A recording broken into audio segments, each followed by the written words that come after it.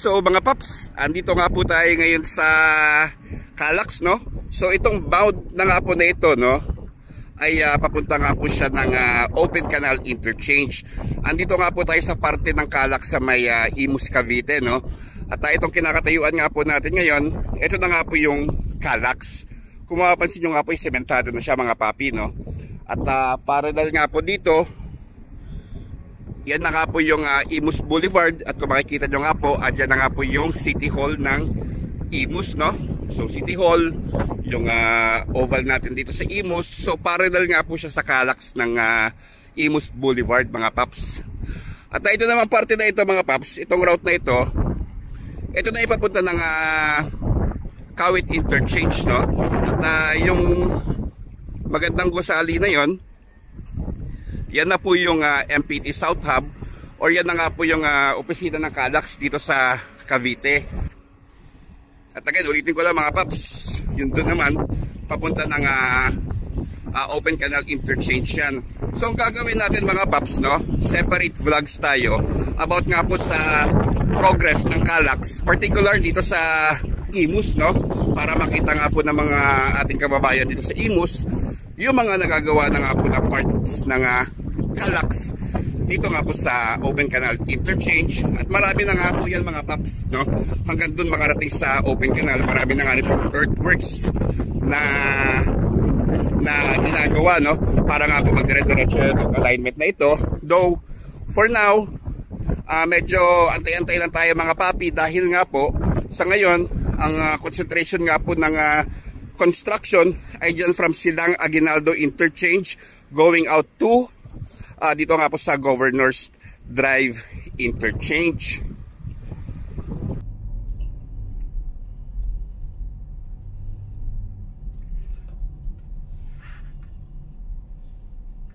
Ayan mga papi, yung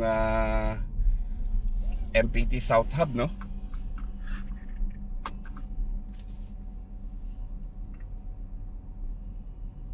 And also mga paps, follow nyo nga po kami sa aming Facebook, no, yung Progreso Pilipinas, pati na nga rin yung Metro Cavite and beyond. So maybe mga paps, makagawa sana tayo ng separate vlog dyan sa MPT South Hub, no?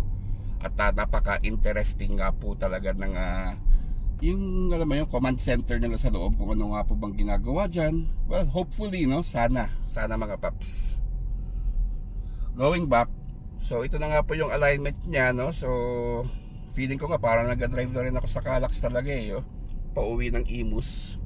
So ganito magiging itsura niya para sa mga taga-Imusenyo, no? Ganito yung dadaanan natin na parte ng Calax.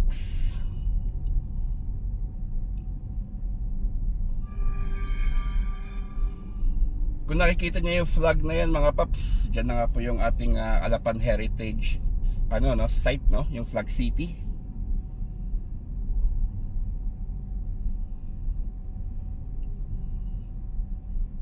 Yun, no, nakaka-excite yung Calax, no. Hopefully mabilis or mapabilis yung trabaho, no, para umabot na nga po dito sa Imus all the way to Kawit. Though napansin nyo naman po dun sa Governors Drive Interchange ay dire-diretso lang nga po, no, yung pagkumpuni. Yung mangyayari nga po dun is yung parang sa silang mga paps. Siguro yung term na tawag dun ay cut and cover yata, yung mga ganun term, no?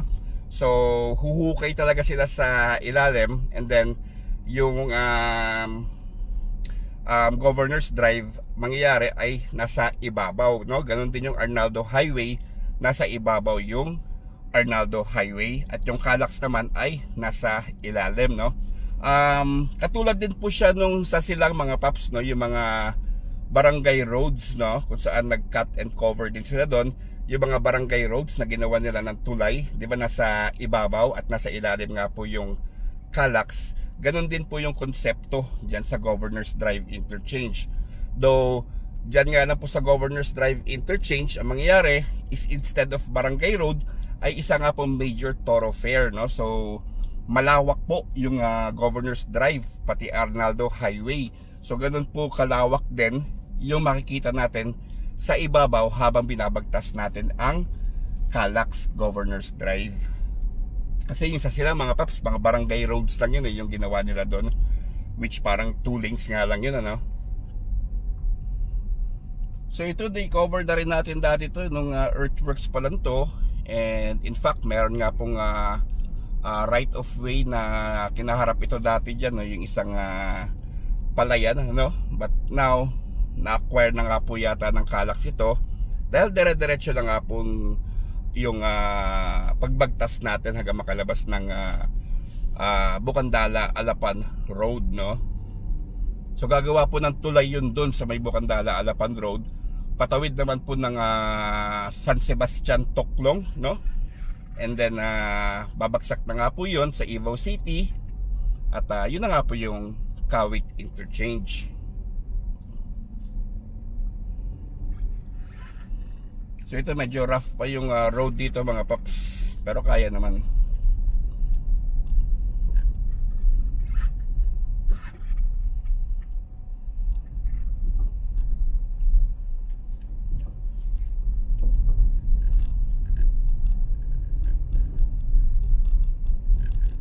Kaya yung mga paps, kung tayo magkaroon ng iba pang info about sa Calax, definitely i-share ko nga po sa inyo yan, tulad ng mga service road, no. Dahil sa ngayon, syempre ang main goal is matapos yung buong alignment, and then later on siguro maaari, no, na magdagdag siguro ng mga service roads, no. But then again, we're not sure mga paps, we'll see. For now, concentration is ito nga pong full alignment niya, no, from syempre magsimula na tayo sa Silang Interchange, no, dahil ginagawa na nga po yung papunta ng Governor's Drive, and then from Governor's Drive to Open Canal Interchange naman ang next. And then yun na nga po, babagtas na nga po yun sa kahabaan ng parallel ng Imus Boulevard, no. So from Open Canal Interchange going out to Kawit Interchange na. Mahirap pa magbigay ng timeline ngayon mga papi, dahil syempre ang malaking factor nga po ng delay dyan is yung right of way, and syempre yung weather na rin, ano. Lalo na pag tag-ulan ng mga paps, syempre mahirap mag-kumpuni pag umuulan, no. So sa Governor's Drive Interchange, napansin ko is parang nagtitake advantage sila sa maaraw na panahon, no. Dahil nga syempre maganda pa magtrabaho during ito yung ganitong weather, dahil once na tag-ulan na, yan, nagkakos ng delay yan mga paps.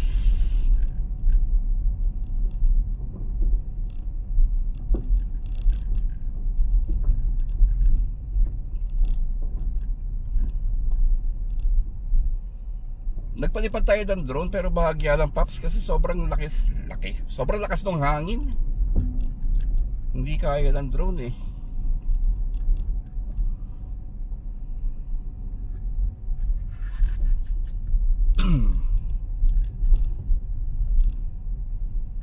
Yan, sa gawing kanan natin mga paps, dyan yung alignment pa yun, tataas na yan dyan sa ito makikita nyo mamaya yung Bukandala Alapan Road, no.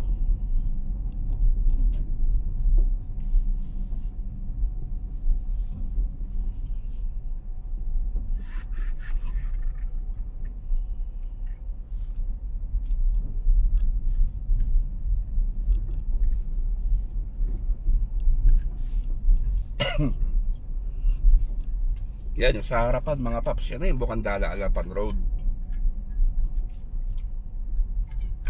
So mangyayari, iibabaw po yung Calax dyan.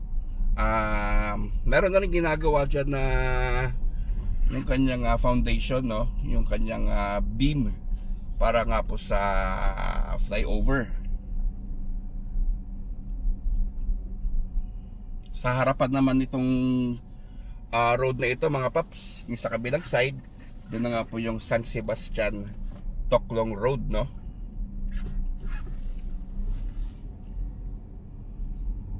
Yun, so ito mga paps, nandito na nga po tayo ulit sa papuntang Flag City mga papi. Yan, nasa harapan natin yung kung saan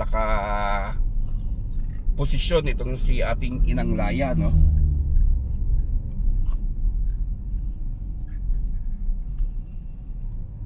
Again mga paps, tulad nga po na sabi ko sa inyo, puputol-putulin po natin yung vlog natin, no, para maipakita ko sa inyo yung buong alignment nitong Imus para sa Calax hanggang papunta tayo ng open canal interchange mga paps. Dahil somewhere dun sa harapan ng lagpas ng konti sa City Hall natin, dun malalim na po yung earthworks dun. Mukhang malapit na nga po magdikit yung kalsada, no, nung Calax, kasi parang salubungan po yung nangyayari mga papi eh. Okay, so mga paps, again, follow nyo nga po kami sa aming Facebook page na Progreso Pilipinas, pati na nga rin po yung Metro Cavite and Beyond, no? So yan po yung ating grupo. At sana nga po nag-enjoy kayo dito sa ating maiksing update about dito nga po sa Calax alignment ng Imus. So ingat po kayo palagi. God bless. Siyempre alam nyo na.